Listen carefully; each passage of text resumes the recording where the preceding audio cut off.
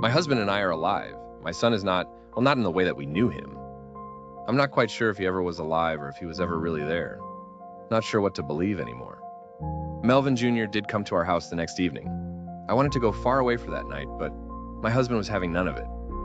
Said I was being overly paranoid, even accused me of being drunk. My son, of course, denied having the conversation.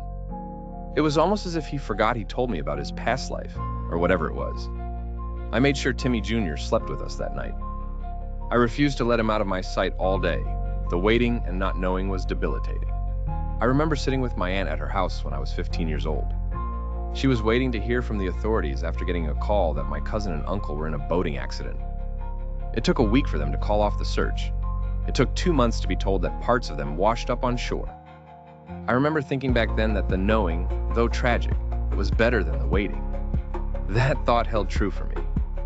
Exhausted by every panic-laced minute that passed during the day, I drifted asleep with Timmy Jr. in my arms.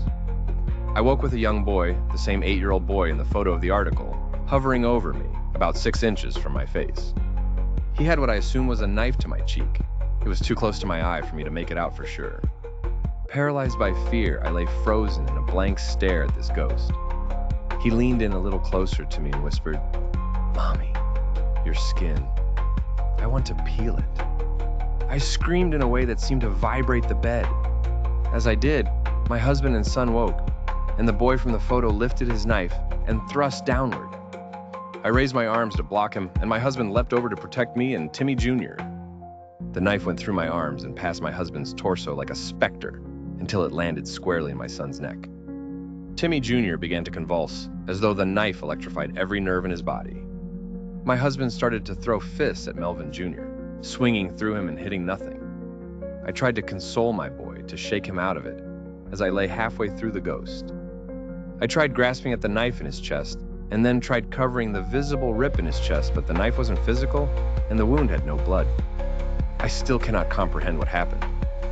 When Timmy Jr.'s body stopped shaking, Melvin Jr. disappeared and my son died. My husband tried CPR on my son in an attempt to try to resuscitate him. I sat on the bed next to him, sobbing uncontrollably. When I heard my son cough, I called out his name and prematurely hugged my husband in a relieved embrace. Timmy Jr. opened his eyes, shifted them to me, and started to talk in a way I have never heard him speak. He spoke to us like a southern belle, confused and startled as though she woke from a coma. It's been a few days since he died and came back to life.